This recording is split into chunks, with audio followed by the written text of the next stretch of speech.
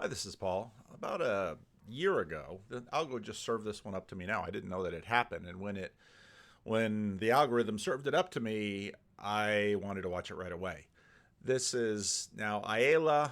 I think that's how you pronounce her name. She's been on Benjamin Boyce's channel. She's been on a bunch of other channels.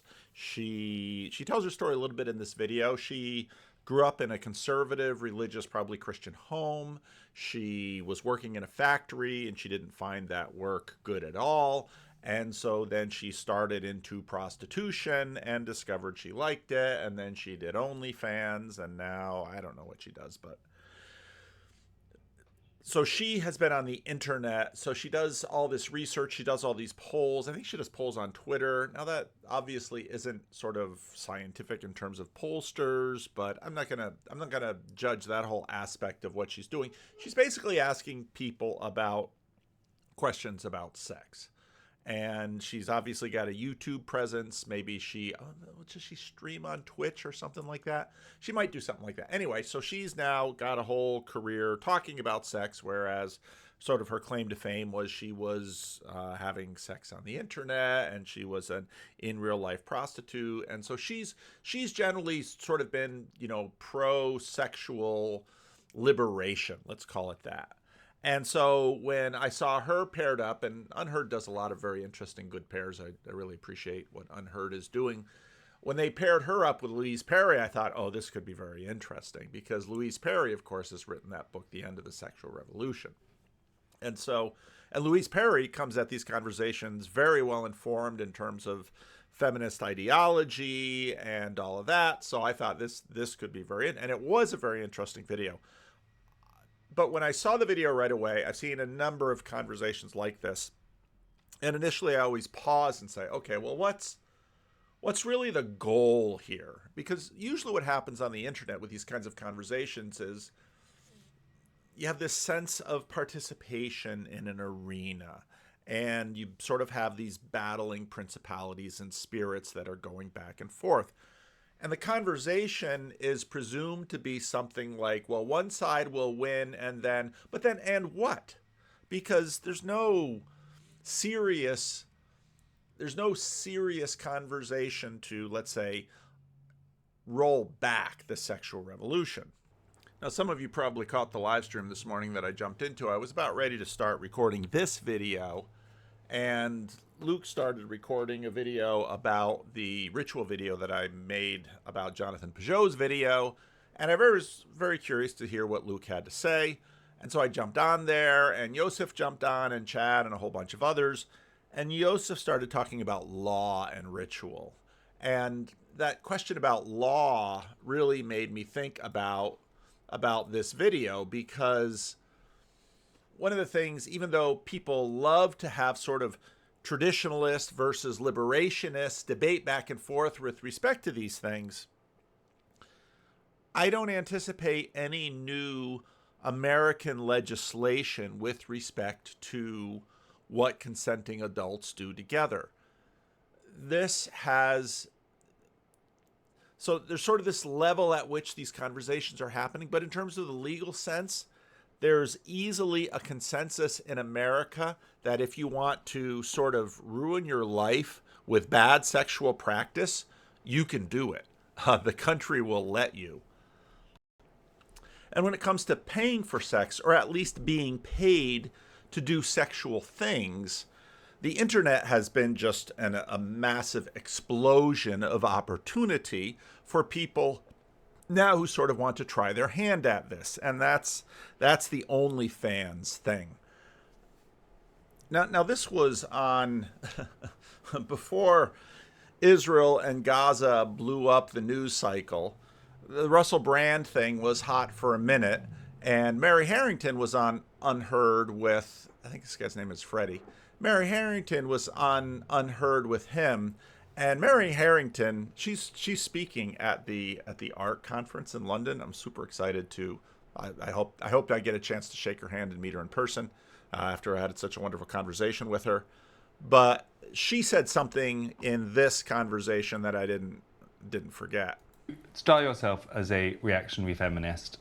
There is something quite unusual about the mood when discussing these kind of sexual crimes at the moment. At least it's unusual historically. It hasn't happened before. You might say that it has happened at previous, more religious moments. Now, again, they're talking about Russell Brand and how Russell Brand was getting famous and in some ways sort of backwards celebrated a few years ago in the UK. And then, of course, some of these women have decided to press charges. In history, but what's your overall feeling about today's attitude to these kinds of sexual crimes? Very confused. My attitude is that our collective view is wildly dissonant. I mean, I think it appears to be more or less completely normalized now for adolescent girls to follow the Instagram to OnlyFans pipeline, for example. Yeah, they start and Mary, nobody has a way with words like Mary, the Instagram to OnlyFans pipeline for young girls.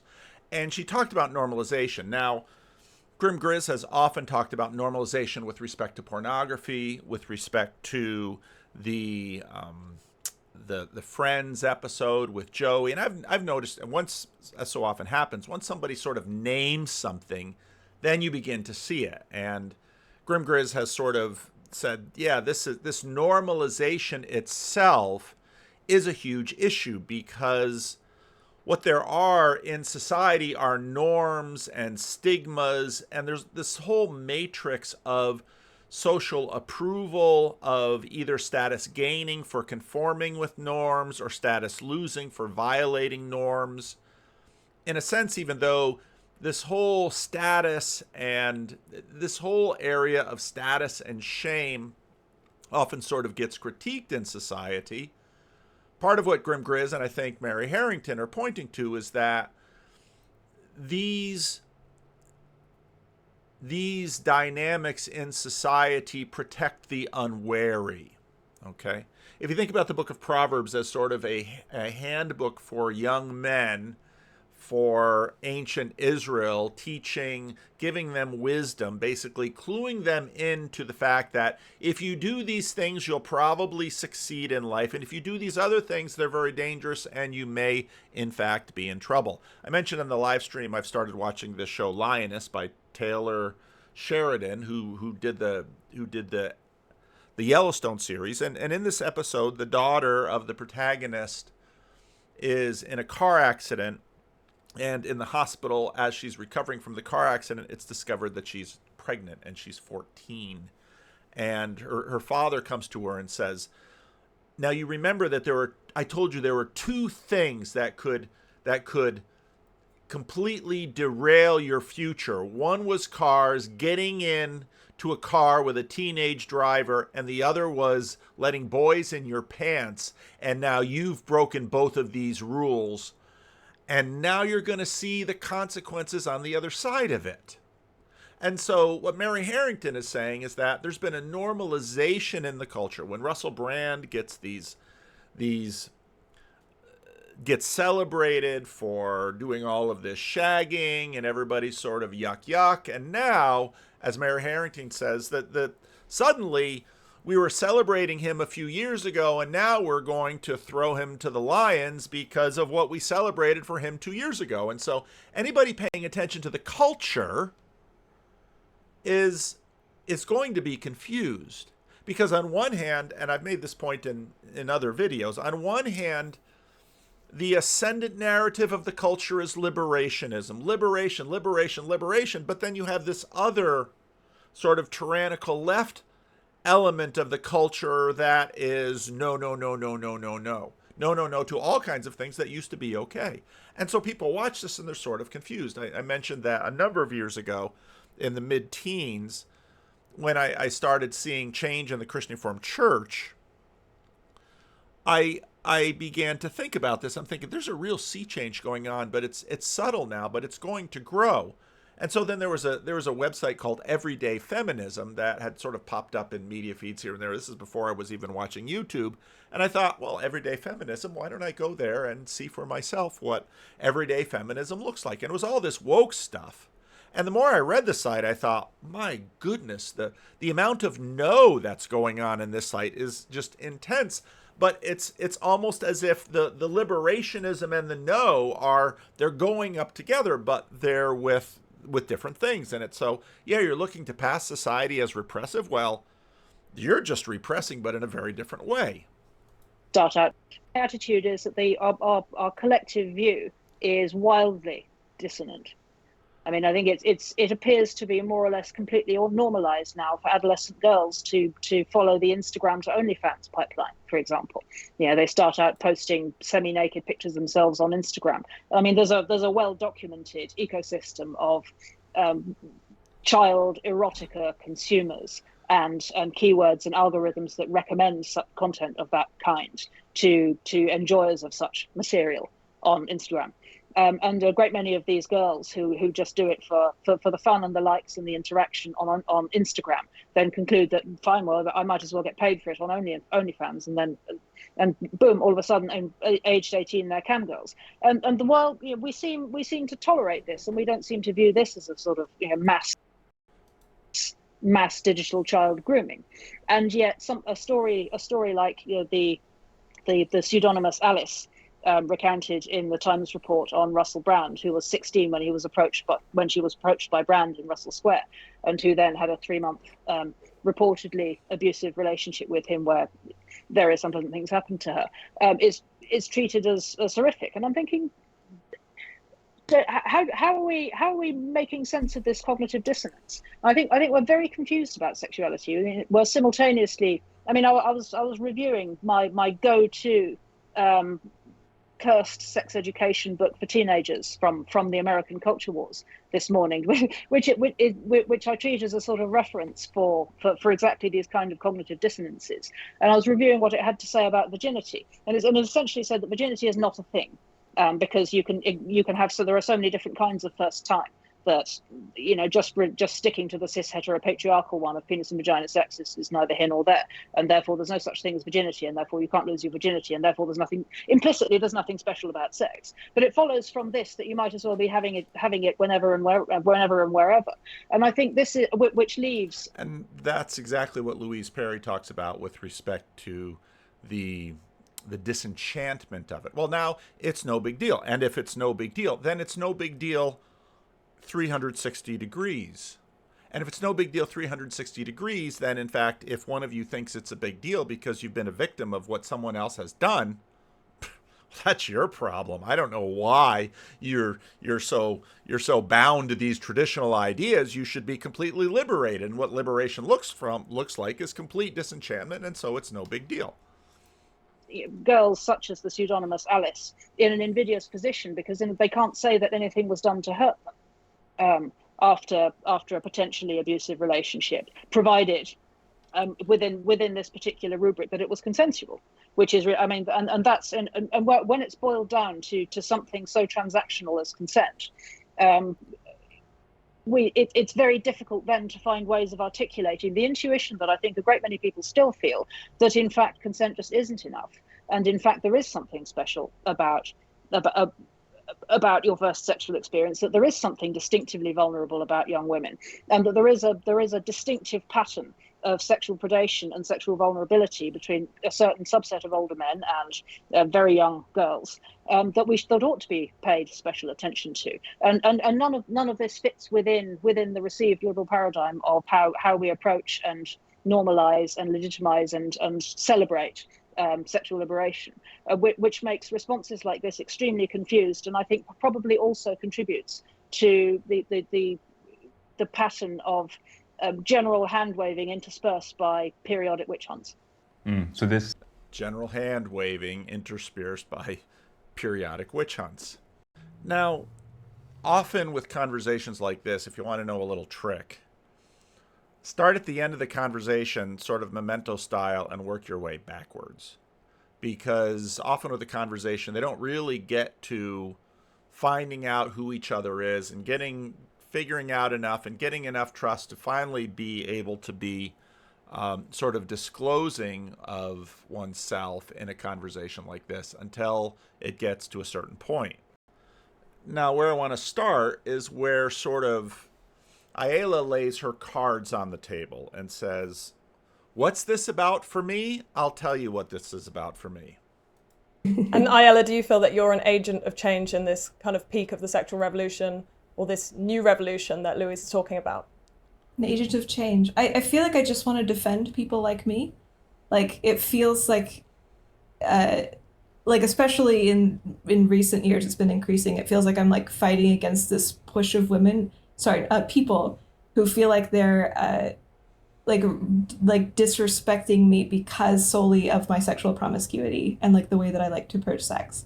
And it feels like there's like more shame and judgment about it like growing. I don't know if it's just because I'm exposed to different places of the internet or if this is actually a movement, but I feel like really protective of it. I'm like, no, like I am okay the way that I am. And I really want to give that message to anybody who's like me. I like to be like, living like me, it can be a wonderful, healthy, and fulfilling thing. And you don't have to feel shame or like you need to hide. And so if there's people like me out there who really want to take a stand and have like a bold, unapologetic ownership of that. And that feels like the thing that I'm fighting for. Well, that feels like a great place to end. Okay, so she is an activist, and she's an activist for people like her who are promiscuous and don't want to feel bad about it. Okay? And other people make her. First she said women and then backed off, but yeah, I mean, there's a conversation between myself and Laura in the members only section. It's in the $3 a month member only section. So it's, Jess didn't know that there were levels. There's sort of a supporter level for 25, and there's a no wait, no ads level for 7. And then there's just a regular membership level for $3 a month.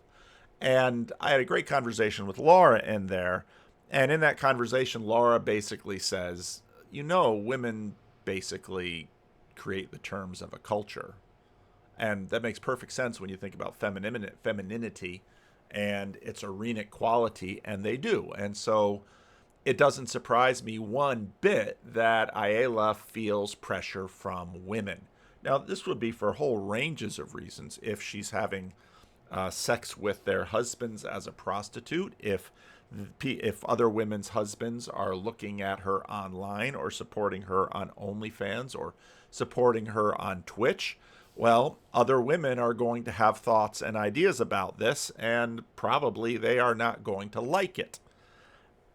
So it's very interesting the way this thing goes. And again, as Mary Harrington noted, and supposedly this, we're on this sort of progressive track of liberationism, out and out and out and out, and suddenly someone like Louise Perry comes in and says, I don't think it's quite happening the way it is, because this pipeline from Instagram to OnlyFans, that's probably not serving a lot of women as much as what they think it should. Okay, now we're going to go back another step through and listen to where this goes. There used to be quite a high barrier to entry for sex work. You're talking about street prostitution. Whereas now, with things like OnlyFans, the barrier has been lowered massively. Is that a good thing? So the Instagram to OnlyFans pipeline. That more and more people have access to a potential sex work career. Yeah. I mean, like, I know like a bunch of single moms or women with health issues, like women who like are struggling to like feed their kids on their own, who said, oh, I tried OnlyFans and it gave me not even that much money, like an extra $300 a month, but like now I can pay my rent. Like there's a whole bunch of people. What's interesting would be if they could maybe earn $300 a month with their clothes on, would they opt for that instead? My guess is that most of those women probably would opt for that. In Sacramento, there was a situation where there was a woman who was doing OnlyFans, and she was making a lot of money. She was making enough money so that she could put her children in a very expensive Catholic school. And then some of the other mothers, and it's usually women who fight these battles. If you ever listen to Bill Maher's talked about porn forever. And his complaint is always that, what's the problem with women in porn? Why do women get so upset at porn? Think about it. And so this woman was making a lot of money on OnlyFans, supporting her boys going to Catholic school on it, and her boys got kicked out of Catholic school because she was doing OnlyFans. And it was probably the moms of the other boys that were leading this charge to get her kicked out. And so, okay, maybe they're making a little extra money. And so, you anti-capitalist, conservative, traditional sexual lefties out there, why are you begrudging these women their extra $300 a month? People for whom their lives are really drastically improved by not that amount of money. Typically people who are really disadvantaged in some way. Like, it disproportionately assists like the poor, or people like I would consider to be lower class, people who like were culturally sort of like priced out of the better paying jobs, which is why I think this worked for me so well. Like, I grew up. So people who, because of they were marginalized, disadvantaged, you can use all the words, didn't have access to better jobs, so they can get naked on camera in front of the internet and make extra money. And, and this is progress. Okay. Very, very conservative, no access to education. And so a lot of people are like, oh, well, you should just like go to college and get an education and then get a job. I'm like, for some people, their lives just don't work like that. And for some people, like being able to have easily accessible side income that you don't need training for, or like the elite approval or like credentials, is like incredibly beneficial and life-changing. And I've known so many women for whom this is the case. I take that point, although I do think it's worth emphasising the fact that the drug and alcohol addiction is extraordinarily common among sex workers, right? Like, not necessarily the OnlyFans end of the spectrum is clearly, I think we all agree, the much less dangerous, traumatic end of it, but that it's also not, representative of the whole spectrum of sex work, some of which is dire. And it's very, very common for women to end up taking drugs and using alcohol as a way of dealing with the emotional fallout of prostitution. And that means that you're not actually ending up in a better situation at all. You end up potentially spiraling downwards and getting stuck. So, I completely take your point that there are other forms of work which are dreadful. I think that I'm not really a radical feminist at all. I think I can comfortably speak for radical feminists, though, in that they tend to be very left-wing on that. They don't think that any woman should be in a situation where she can't feed her children unless she's doing sex work. I think we're all... And the left wing would basically say the government should give her money to feed her children so she doesn't have to take off her clothes in front of the internet. Completely in agreement on that. I do also recognise that we live in the real world and there are situations where that might seem like the best option. The other problem, of course, being that until you've actually because sort of lay people's understanding of the sex industry tends to be very poor, it can be very difficult to know how you will find prostitution until you've actually done it. So saying at the outset, I think I'm well suited to this, I think it will be fine.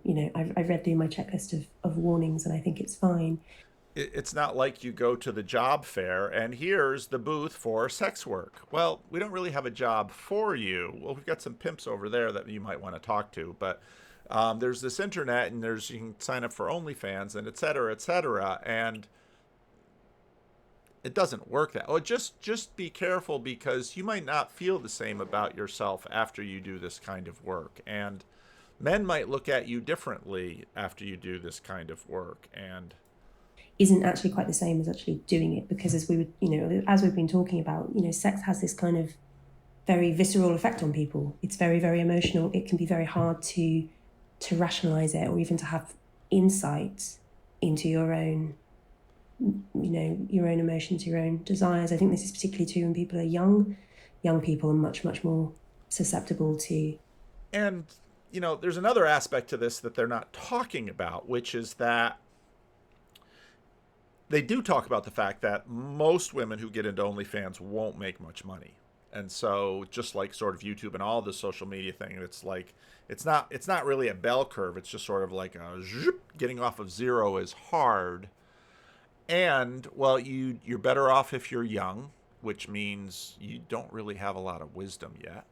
And obviously it helps if you're very good looking and desirable and attractive and all of these things. And so what if you're not any of those things? What if you're not young? For a while there were a bunch of people living in Arizona who were making YouTube videos about living in their cars. I was watching these videos for a while. I just found it fascinating and found that there are a whole bunch of senior citizens, many of whom were divorced, and they're living in their cars, and they're in their little community. People are like, if you can kind of make some money off YouTube if you sort of take videos of your life, and people are kind of fascinated by it. And so, well, there they were. And I'm sure they did a little bit better because at least they weren't going to get any money for taking their clothes off, and men could do it too. And at least they'd get something. But my guess is that just a handful of these people living in their cars in Arizona trying to make ends meet actually did very well on AdSense at all on YouTube, because the truth is that, in terms of monetization, in terms of AdSense, I get about $1 per 6,000 views. So, just do the math sometime if you're looking at my channel to figure out, Vanderklay's rolling in the dough because of the membership thing does a lot better, even though YouTube takes 30%. But so, yeah, even so, this idea that, down on your luck, do an OnlyFans, you'll get rich. Well, that's what people think. But what are the costs of this? To groupthink, to influence from other people and so on. So I think that, it's going back to, like, yes, I agree. There are some situations where I can see it being the best decision for someone. The problem is that when you make a move towards normalization and destigmatization and presenting this as a perfectly valid career route, you are going to end up with people going down that career route for whom it is an absolute disaster and it ruins their lives. And they might not otherwise. If it was... There's the thing about normalization. That, again, this is what, normalization means that large numbers of people will try it out. And one of the things that goes through this conversation a number of times is that Aella might just sort of be at the end of a particular personality spectrum. And there were comments in the comments section that basically said, yeah, you think this is working for you now. How are you going to feel about it 20 years from now?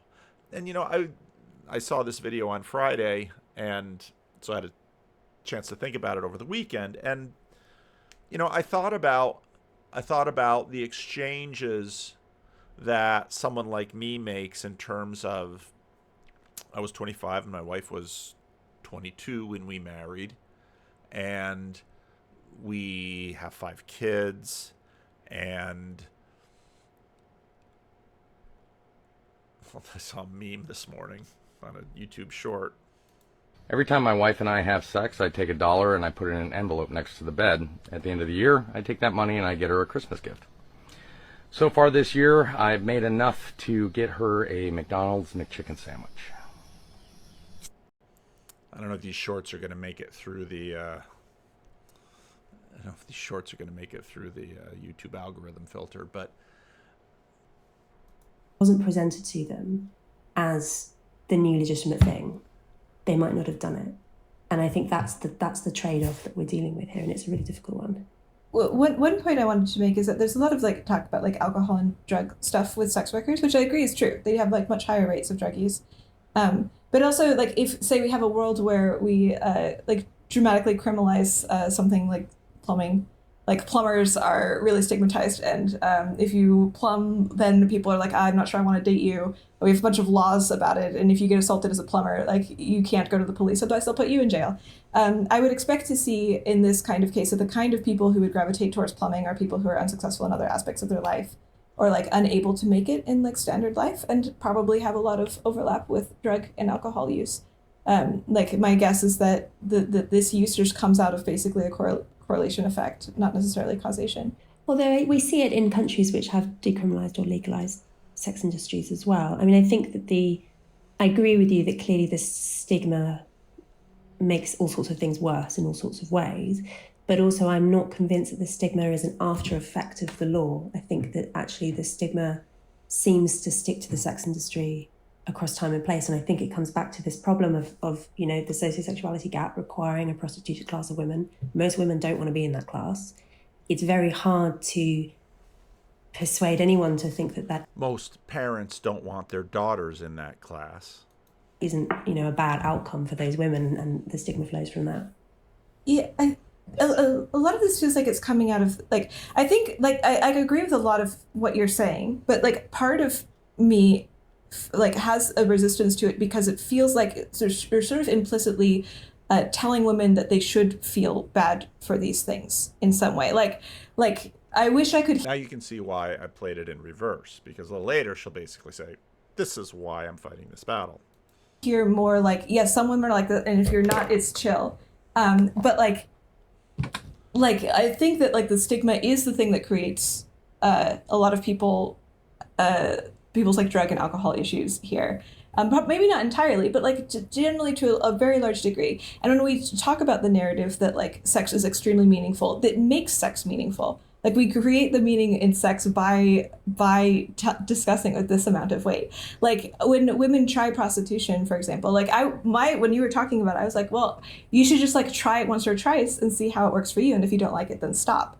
And this to me seems like pretty fine. And if you have. But she already talked about the economic system. In other words, you should try it once or twice, and then if you don't like it, stop. But the reason you got into it is you needed an extra $300 for your family. And so if you decide to stop, you still haven't addressed the $300 thing.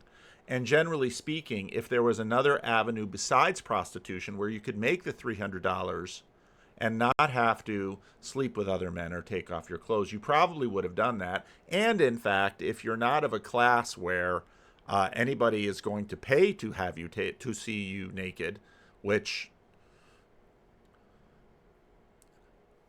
most of us, I'm going to be gentle with you now, most people don't want to see most of us naked. Just saying. It's the truth. So again, Louise Perry's leaning in and basically saying, sex work is sort of a work of last resort. Well, if it didn't have the stigma.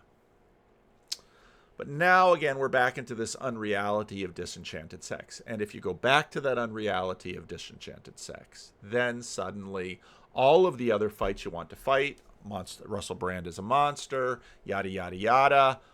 Oh, so you're saying sex is meaningful. And what makes sex meaningful? Because ironically, the meaning of it is attached to all of the enchantment and all of the possibilities that go into the future. Have like a bad experience, it doesn't seem to me like it needs to be traumatizing. But if we treat it with this level of like gravitas, then it's going to create that trauma in people.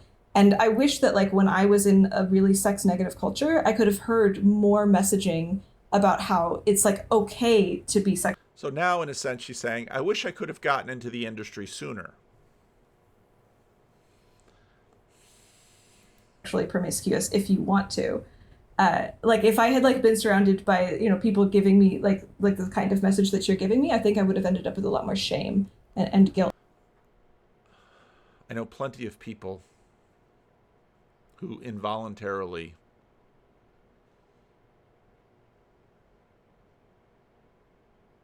and now the voluntary thing is important, but most of those people I don't hear being very grateful about the age of their introduction to this aspect of human life. Many of those people spend thousands of dollars a month trying to process what had been done to them. Overall.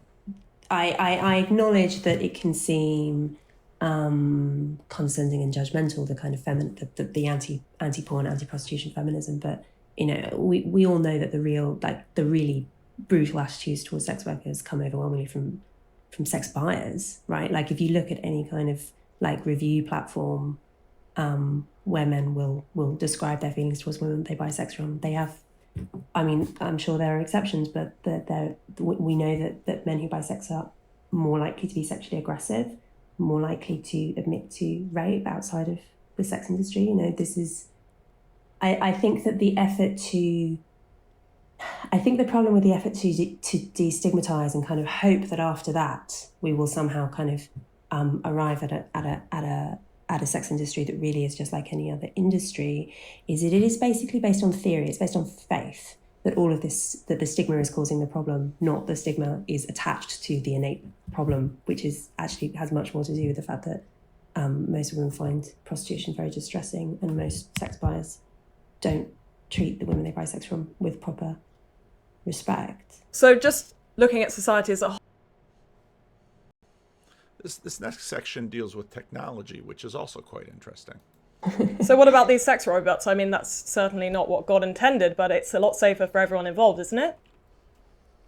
But are we optimizing for safety? Like, I'm down. Like, there's ways to optimize for safety. So sorry. There's a lot of points in here. One, like, sure, I like the idea of sex robots existing. I think, like, if men can have like an outlet that they need that is affordable and accessible to them, this seems good. I'm like generally pro people independently pursuing what they want. And if that's sex robots, then go for it. I'm not really too worried about this having like impacts on things. Like I did a study just recently with 20,000 men and found that like the amount that they watched porn and the types of porn they watched was like basically not correlated with anything else I tested. Like very, very. In other words, she's on the porn is harmless side of the argument, which doesn't seem to be minorly, which was very surprising to me. Lots of people that argue that like porn use, and so it is correlated with things. And so my guess, like my intuitions based on this, is that like widespread use of sex robots would also not significantly impact things. But I don't think we have good. This is amazing to me, because over in other areas we have conversations about population collapse. We have conversations about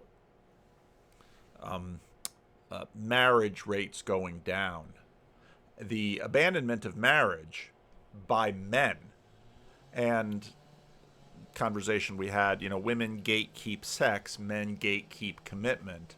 And, from a lot of what I see, a big part of the problem with men right now is if you continue to lower the cost of sex, women are going to get less and less commitment. And now it's interesting, a little bit earlier, she talks about the fact that she had many male clients who weren't getting any sex from their wives, and so they reached out to her. But, they of course kept it quiet because they knew full well that if their wife would find out that they were going to a prostitute or were paying someone via OnlyFans or and the men don't want to go there because the men have lots of other things that they really care about riding on the relationship. And so this perspective that, well, this is all harmless, I think it just seems so completely naive and myopic with respect to when I talk to people. Well, if we just took away the stigma, part of the reason people are so they're so guarded about their spouse's sex life is because they understand that in many ways the sexual attraction and the flirtation and the courting is all sort of just the beginning stages of much larger relational commitment levels, which means that, I don't care if my husband is always getting something on the side. Oh, well, do you care if your husband stops bringing home money for you and your children? Well, those things aren't connected. He can have sex on the side as long as he sort of keeps bringing home the money. It's sort of the mob boss's wife's trade-off. Well, I know that he's involved in prostitution. These things, just watch The Sopranos, and you can watch that. You can watch that dynamic. The problem is, of course, that what women are really in a battle of, and of which sex is a part, is attention. And so if the man starts paying attention to other sex partners, probably the man is going to start paying attention to, well, of course, the pill is involved here, so there would be the progeny of other sex partners if those relationships are in fact fruitful. And historically, it makes perfect sense why women would be jealous for the attention of their spouses, because where the attention goes, there goes the money, there goes the resources, there goes the commitment. And in longer term marriages, then suddenly there goes companionship, financial security, a future, all of those things. And they're all attached to sex. Sex is sort of the head of the spear, symbolically speaking. But the rest of the shaft follows. I'm sorry. And I think her point here is naive, that men will simply be going, sowing their oats in all of these other fields, and they're still going to be committed to their children. Ask anyone who's, not anyone, but probably most of the people, well, why wasn't dad around? Well, because basically the heart of it is dad and mom didn't get along, or dad lost interest in mom, and so dad decided to chase someone else, and so now dad has relationship 2, 3, 4, 5. He has children with some of those other relationships, and I'm down the hierarchy. And dad said lots of nice things about I'm still your dad, but now dad has all of these other kids with different women, and now suddenly dad not only has to maintain relationships with these other children who are living in different households, he has to maintain some relationships with the mothers of those other children. And so very quickly children find that they get ever increasing tiny slices of fatherly attention the worse this goes. But of course, this is all fruitless sex that they are talking about for the most part here. And so what could be the damage? Good data on this. So I don't have like very strong intuitions in any direction. It's mostly like, I'm not sure. We'd have to like do a study or like interview a bunch of people to sort of find out how this is impacting them. So do you think that... And part of the problem, of course, with interviewing people is then you just get what people say. And you're not interviewing his girlfriend 10 years ago who he had 2 children with and the amount of attention those 2 children have gotten since he's 3 girlfriends out down the line. Oh, but these people shouldn't have children. Oh, okay. Well, who will? The skin-to-skin contact, as you said there, is superior to this kind of digital sex work that we're talking about. Yeah, absolutely. Because it's like, it's just, it feels really dehumanizing. Like I said, for both parties. With like OnlyFans, I'm not dealing with a man, I'm dealing with the collection of men. And what's amazing is that before, this is a way to get $300. Now, remember, I'm going backwards through the interview. Well, it's really dehumanizing. And of course, if you understand the flow of the interview, okay, it's really dehumanizing. No, but it's an extra $300 a month. Well, let's see, how many hours would that be at McDonald's? How many hours would that be waiting tables? I'm dealing with like the statistical likelihood of man clicking on this thing. It's very robotic. It's like I'm just treating men for like the money they have to offer. And similarly, the men, this is encouraging men to treat women the same way. Like you have like 1 billion women and it's sort of just like cycling through them. You're not really developing a relationship with any of them. And again, I am pro people pursuing what they want in their own time. I'm happy OnlyFans exists. But I know we can normalize anything. That's okay. We're simply not going to worry about where it goes. I noticed it was much better for my mental health to do it in person. It just felt so much better and more fulfilling to be able to touch an individual person. Are we suggesting that it's sacred, though? I mean, Louise, you started our conversation by talking about how sacred sex is and the act of sex. Would you say that in-person sexual contact is preferable in some way to this new digitized form of sexuality? So I think that if you could somehow arrange it so that the only people who were selling sex of any kind, let's say in real life prostitution, just for the sake of argument, were people who, had a vocation, right? Genuinely didn't find it distressing, genuinely had like safety systems in place to reduce risk. We know that the risk is still extraordinarily high for sex work compared with other lines of work, but that there are ways of reducing risk, etc. And if we could and if the only men buying sex were filtered for non-aggression and all this kind of stuff, like the perfect system.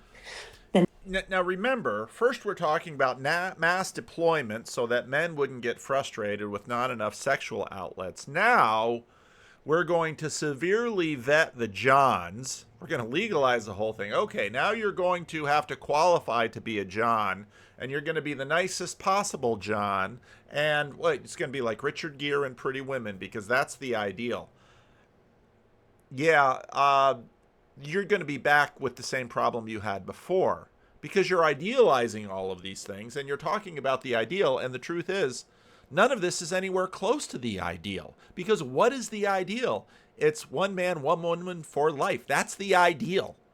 That's the ideal because it spans intergenerationally, and the children get the maximal benefit from the father, and that's the ideal. So now we're going to try to shore up prostitution by, the Grim Grizz has this great clip of me laughing because Louise Perry had this conversation with Tammy Peterson, and Louise Perry shared that what she saw in terms of trying to get all of these young men to treat women better were long lectures in Marxist feminism.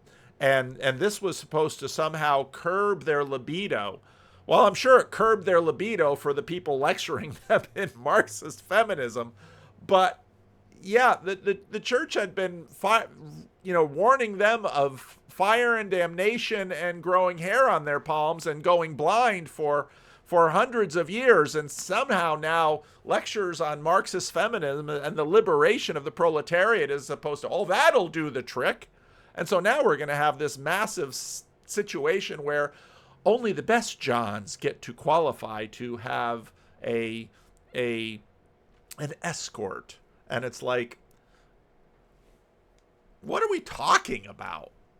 And maybe the problem is that I don't think it's possible to have that perfect system, because all societies have prostitution of like varying scales.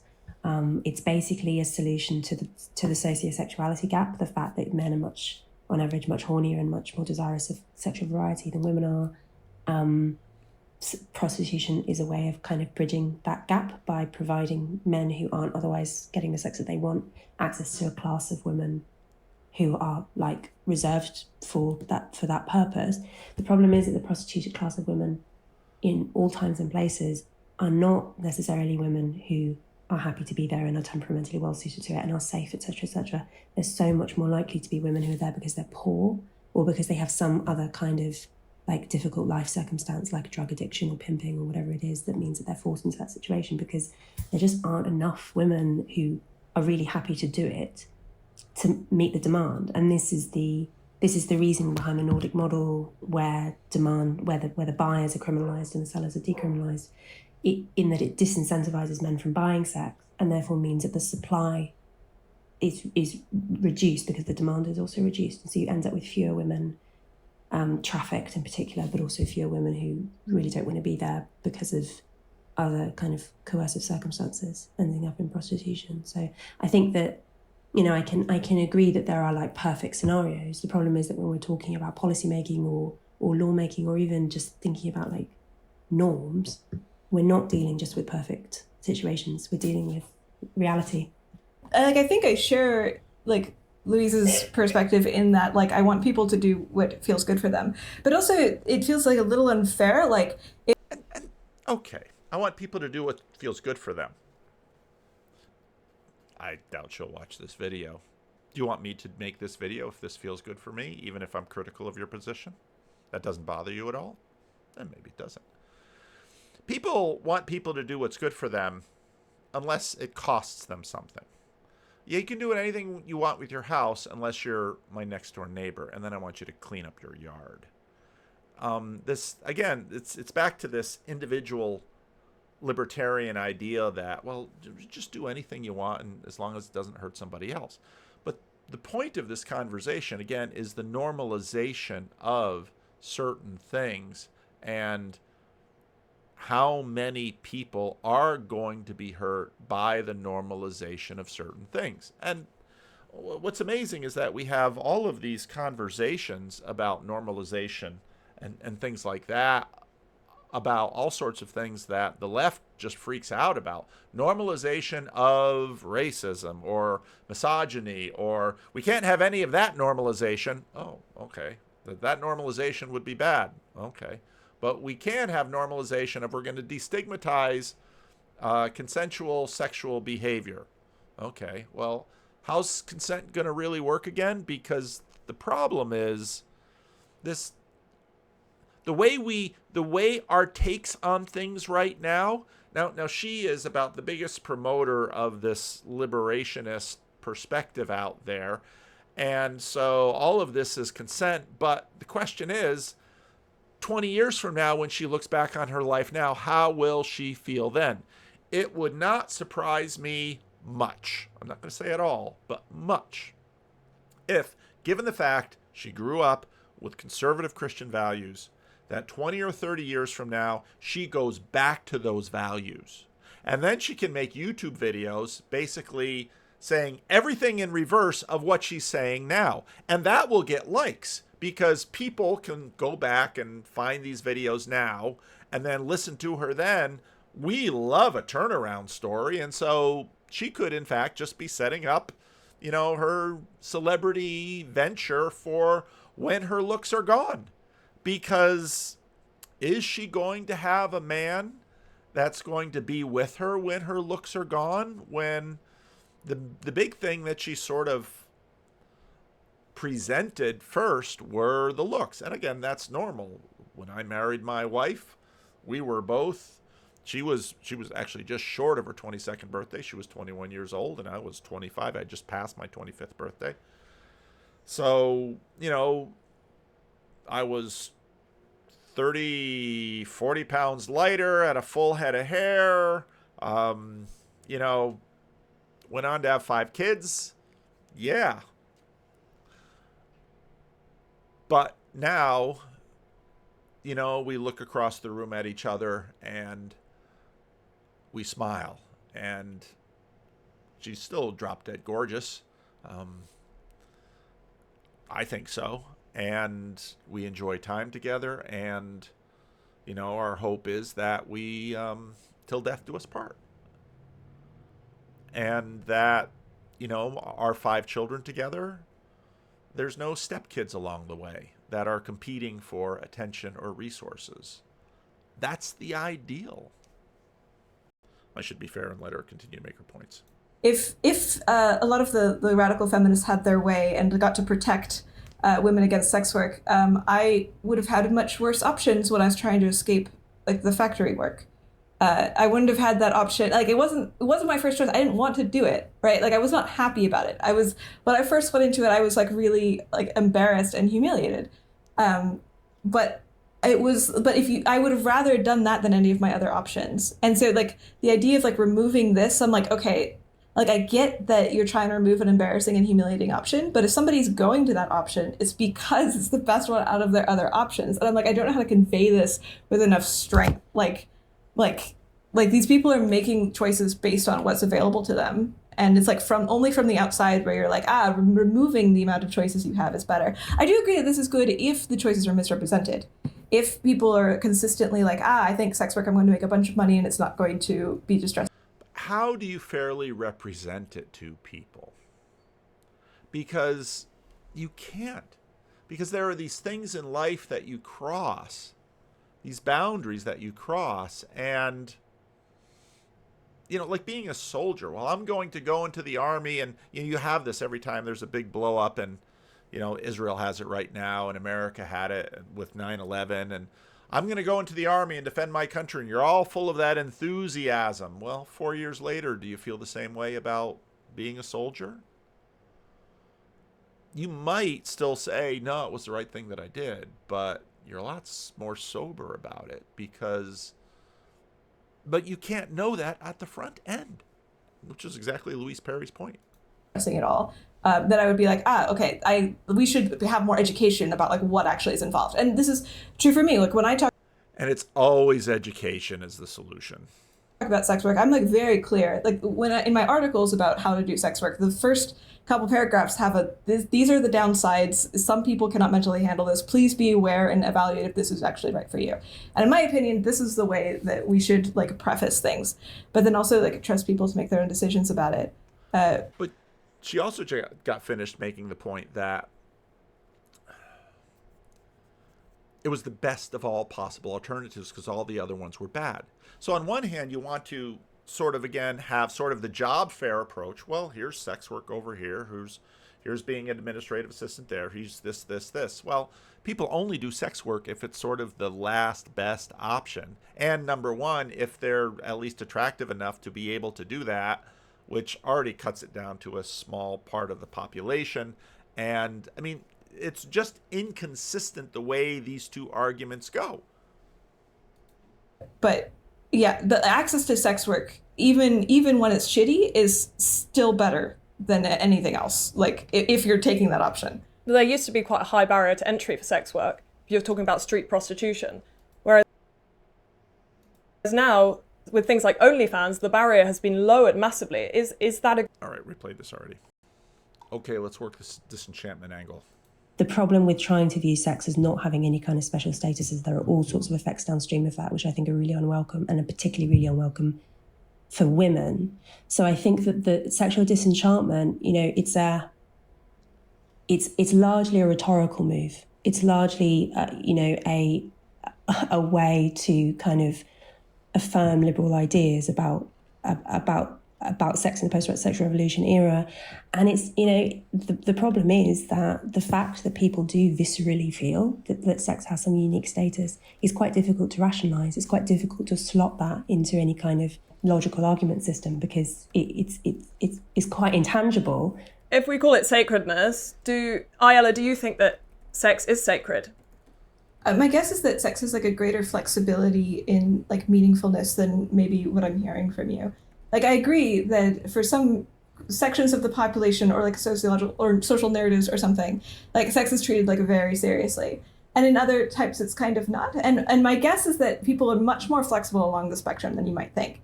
Like, I worked at a factory, terrible hours, and then I escaped that into sex work, and eventually into prostitution.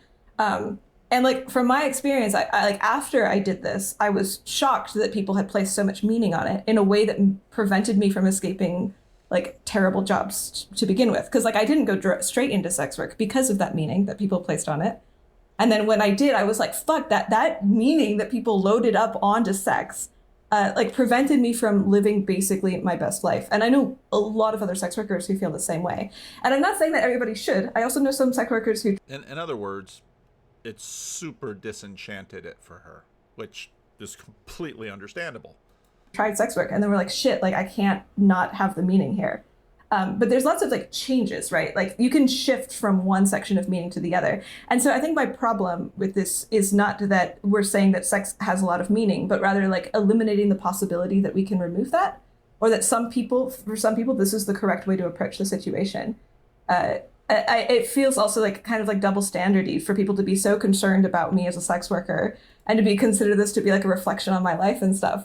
Well, the factory was horrible. It was horrible. And that was another thing that in hindsight, I also rationalized. Like when I was working at the factory, I was like, this is fine.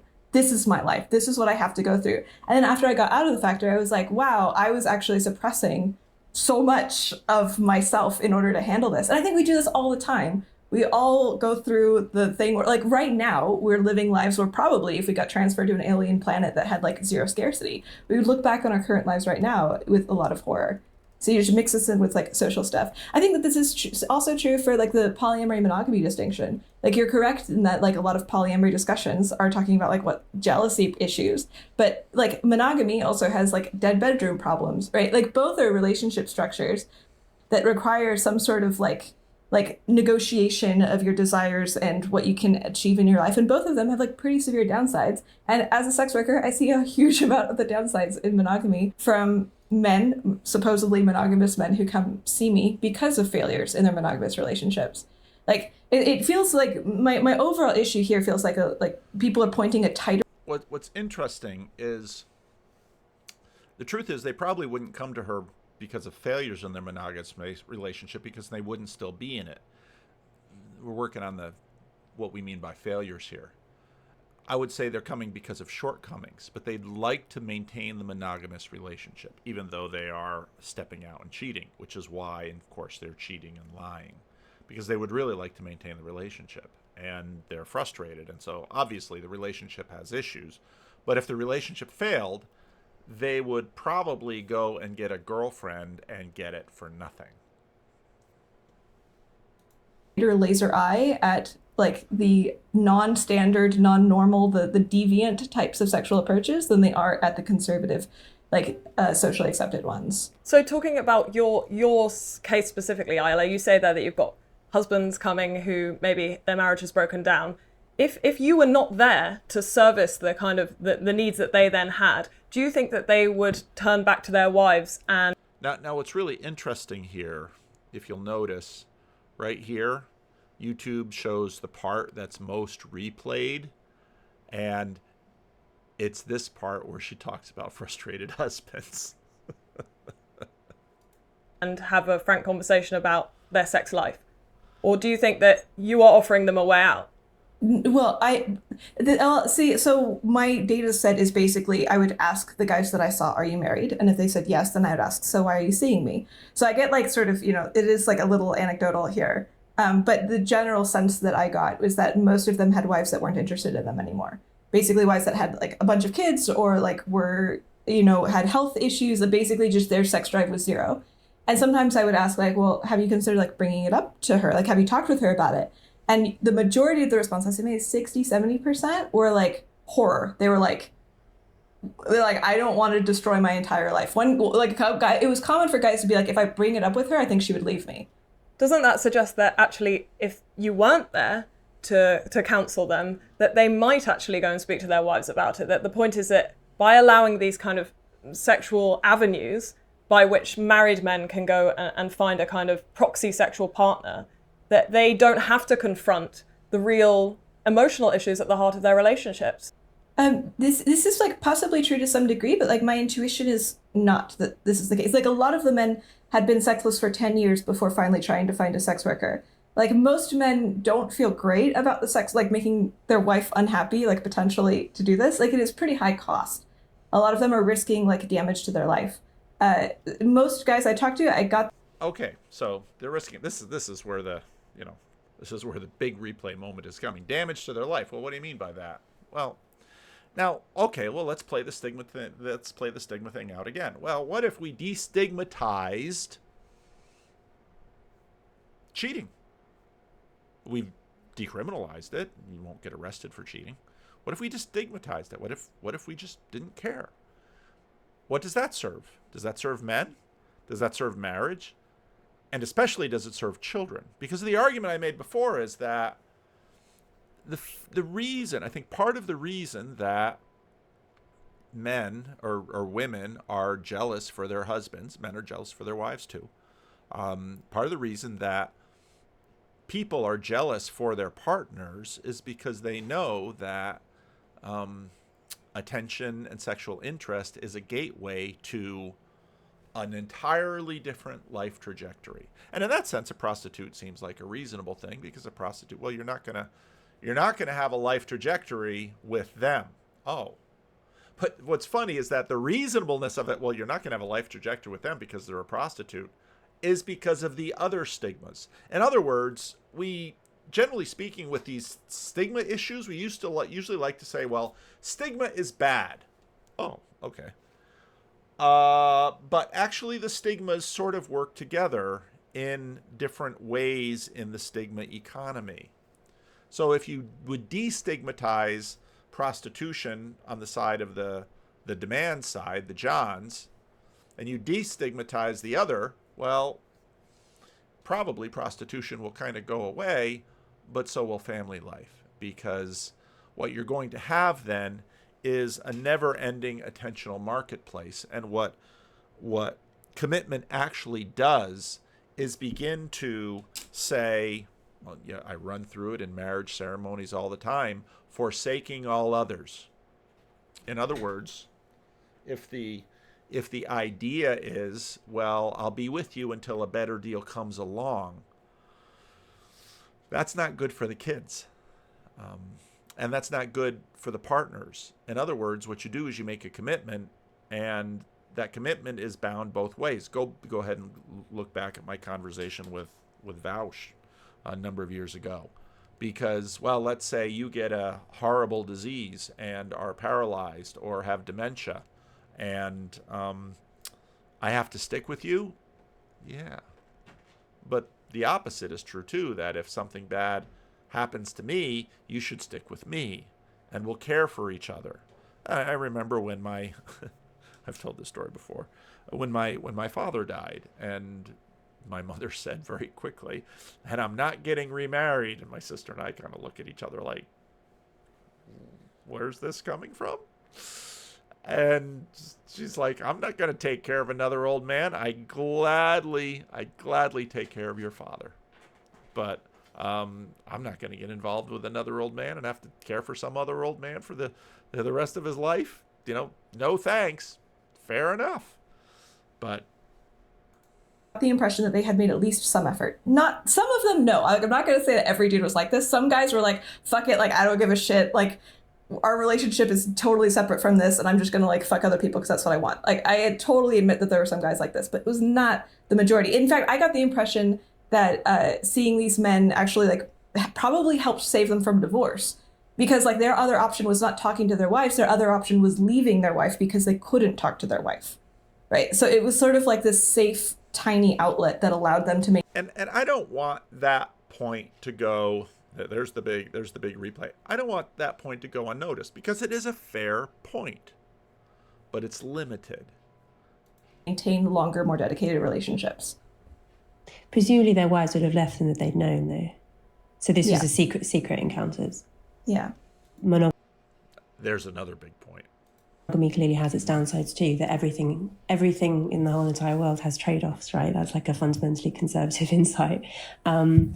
I think, though, that, and I completely take your point that there are some people for whom polyamory is great. There are some people for whom sex work is great. There are some people who are just temperamentally much more suited to, non-conventional sexual lives. And this is where we get the reality check that I started talking about at the beginning of the video, where society isn't rolling back. And it's going to be very interesting to see where, in fact, society goes, because the liberationism might not win all of their points, because at some point their arguments just get stupid. But the libertarianism has tended to win. And that means buyer beware, or young person beware. And you can't sort of rest your laurels that the government is going to put down stipulations. What seems to happen in a pluralist society is that the government in some ways pulls back. And so what that means is that wisdom institutions had better do a better job at preparing people. Now, I think that's it for this video. The whole conversation was good, and I hope I've been fair to all sides. But and again, a point that I want to make in many videos, it is technology that is moving this forward, and has moved this forward dramatically just in the last 30 years with the internet.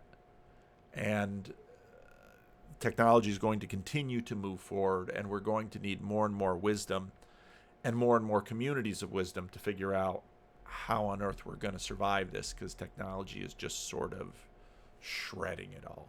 So leave a comment. Let me know what you think.